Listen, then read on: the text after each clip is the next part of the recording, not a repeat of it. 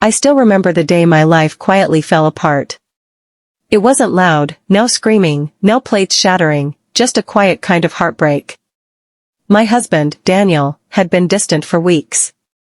He used to text me every morning, little things like, "Drive safe, love you." But lately, all I got were short, cold replies. I told myself he was just tired, that work was stressing him out. But deep down, I knew. Women always know. One night, I was scrolling through our shared iPad, and a message popped up. Just one line, "Can't wait to see you again." My heart stopped. I froze. The name wasn't saved, but I recognized the tone. It wasn't friendly. It was intimate. My hand shook as I opened the chat, but before I could read more, Daniel walked in. I pretended I was just checking emails. He smiled, the same smile he used when he used to tell me I was his everything. And for the first time, that smile made me sick. I didn't confront him that night. I wanted to be sure. So I played along, the perfect wife. But inside, I was breaking. The man I loved was slowly turning into a stranger, and I didn't know how to breathe without him. When I got back from work, everything seemed normal. She greeted me with a smile, kissed me on the cheek, and asked how my day was. But something about her tone felt off. She never used to ask. I brushed it off, thinking maybe I was just tired. Later that night, while she was in the shower, her phone buzzed. A message from Emma Redhart. Normally, I wouldn't even care. But something inside me told me to look. I hesitated. My heart pounded as I opened the chat. The first thing I saw made my stomach twist. It wasn't from Emma. It was from a guy named Daniel. The messages were hidden under a fake name. My hand shook as I scrolled up. "I miss your touch. Last night was amazing. When can I see you again?" My vision blurred. My chest tightened. I wanted to scream, but no sound came out. I locked the phone and placed it exactly where it was. When she came out of the shower, she looked at me and smiled, like nothing happened.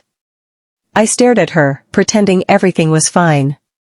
But inside, something had died. That night, I couldn't sleep. I kept replaying the messages in my head. Every word cut deeper. Around 3 a.m. I decided I needed proof. I opened her phone again, took screenshots of everything, and sent them to myself. The next morning, she kissed me goodbye before work. And I just stood there, watching her walk away, wondering how long she'd been living this lie. But instead of confronting her, I planned something else. Something quiet. Something that would hurt more than words ever could. Over the next few days, I acted like nothing had happened. I still smiled, laughed at her jokes, and hugged her before bed.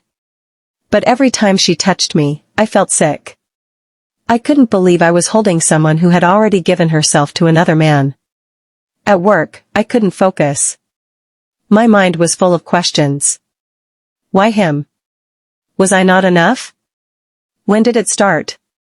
Every answer I imagined tore me apart even more. I wanted to confront her so badly, but I wanted her to show her true face first, without knowing that I already knew. So I started watching her closely. When she left the house, I'd check her location through the family tracker. She often said she was visiting her mother, but the pin always showed the same spot, a small apartment on the other side of town.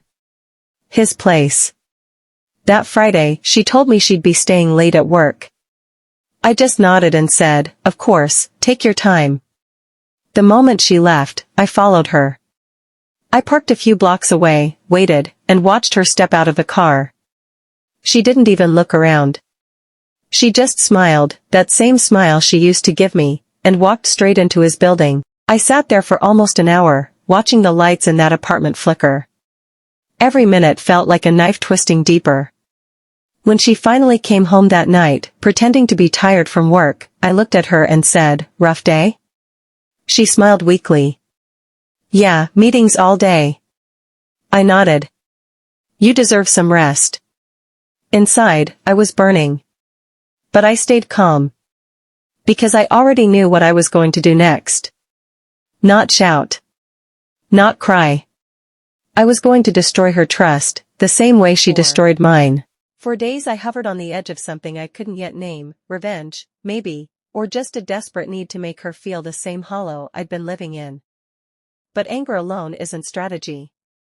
So I turned my fury into a plan that had one rule: no yelling, no dramatic scenes that could be written off as a breakdown. I wanted proof that couldn't be dismissed and a way out that left me intact. First, I backed everything up. Screenshots, timestamps, the photos she'd left open on her phone when she thought no one was looking. I compiled them into a folder and emailed copies to myself and to an address I knew she would never check. I made 2 hard copies and slipped one into a safe I'd rented under my name. The other I left on the kitchen table as the world's quietest accusation. Then I created a scenario she'd never see coming: normalcy. I stopped watching her every move on the family map. I smiled more. I started cooking the meals she liked. People began to say how calm I looked. Calm hides a lot, it hides plotting. The night I decided to act, I invited a few friends over for drinks, a casual thing, nothing special. I picked people I trusted, people who had seen us together when we were still honest with each other. She didn't suspect a thing. She still thought she was juggling a secret life and a real one without consequence. As the room filled, laughter and small talk flowing, I waited for the moment she thought she could slip away. I'd arranged for it to be impossible. Halfway through the evening, my phone buzzed with a message. She was on her way, she said, finishing up at work. I watched the doorway as the kettle hissed and wine glasses clinked, and when she walked in, hair down, perfume a familiar, foreign note, the room hummed like a live wire. Her smile was practiced, she moved like someone who believed she was still untouchable. I didn't stand. I let the chatter die on its own. My friends fell silent, sensing the tension. I cleared my throat and, in the calmest voice I could manage, said, "Before the night goes on, I want to show you something." I connected my laptop to the TV. The screen lit up with the photos and messages I'd collected, a steady reveal that left no room for denial. There were candids from the apartment she used, receipts from dinners under different names, a string of texts that went back months. I watched her face unravel, carefully, slowly, first confusion, then color draining, then the instinctive grasp for excuses. "Is this why you made up those overtime nights?" I asked. My voice didn't shake. I realized then that anger loses its power when you speak from a place of fact. She stammered. "It's complicated." It always is, I thought. Complicated means selfish. One of my friends, Sam, put a steady hand on my shoulder. "We're here for you," he said. The room wasn't full of spectators anymore, it was full of witnesses. That mattered. Witnesses make truth public. She tried to laugh it off, to cast it as a misunderstanding, but the evidence sat on the screen like a verdict. There were no dramatic accusations coming from me, just the quiet presentation of what was. People don't argue with photos and receipts, not when they come with time and pattern. When the last proof was shown, she sank into a chair, face buried in her hands. I felt something complicated, satisfaction, certainly, but also a surprising, sharp grief for the person I used to be with. Grief for what I'd lost that wasn't just a relationship but the future I'd imagined. She looked up, eyes wet and pleading. "Please, I can explain." The plea was small, tired. It no longer had the power to dismantle me. "I don't want an explanation," I said. "I want honesty, and you had choices that you didn't make because they were easier." My voice was steady.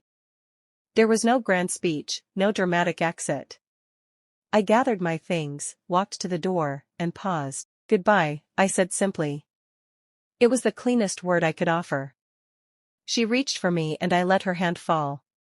For the first time since this began, I felt the air move forward instead of folding back into the past. Outside, the cool air hit my face. The city sounded ordinary, distant cars, a dog barking, and in that ordinary I found a small, bright freedom. I wasn't defined by what happened in that living room.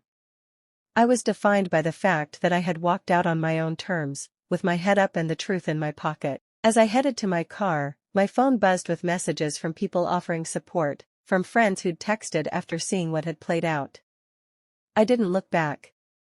Not because I didn't feel pain, but because I finally understood that I could survive it and come out on the other side, wiser, steadier, and far more dangerous in the quiet way that means you won't be fooled again. The morning after felt strangely peaceful. My phone sat on the nightstand, silent for the first time in months, no unread messages, no anxious checking, no pretending. The storm had passed, and in its place came an unfamiliar calm. I brewed coffee, watching sunlight spill across the kitchen counter. Every corner of the apartment carried echoes of her, the mug she used, the faint scent of her perfume in the hallway. But instead of pain, I felt something softer. Closure, maybe. Or the slow beginning of healing. She'd called 12 times the night before. I didn't answer once. There's a certain power in silence, it says everything you don't know words for. Her last message simply read, "I never meant to hurt you." But intentions don't erase consequences. Over the next few days, I started rebuilding small pieces of my life. I went back to the gym, called my parents, even reconnected with old friends I'd lost touch with. They didn't ask for details, they just showed up. And that's when I realized, love doesn't always look like romance. Sometimes, it's the people who stand next to you when your world falls apart. A week later, I passed by the cafe where she and I had our first date. For a moment, I almost walked in. Then I caught my reflection in the window, tired eyes, but lighter somehow. I smiled. That version of me sitting at that table years ago didn't know how much pain was coming. But the version staring back from the glass? He'd survived it. That night, I opened a blank note on my phone and typed, "Healing isn't forgetting. It's remembering without breaking." I didn't post it anywhere. It wasn't meant for the world, it was meant for me. Months passed, the apartment changed, new furniture, new energy. I started traveling, learning, laughing again. Every day, I felt less like a man who'd been betrayed and more like someone who'd been reborn. Because maybe that's what heartbreak really is, not destruction, but transformation. And sometimes, when I think about her, it's not with anger anymore. Just acceptance. She was a lesson, painful, unforgettable, but necessary. Now, when people ask if I still believe in love, I tell them yes. But not the kind that hides, lies, or hurts. I believe in the kind that chooses you every single day, even when it's hard, even when no one's watching. Because after everything, I learned one truth, the best revenge isn't hate or payback, it's peace. And that's exactly what I finally found.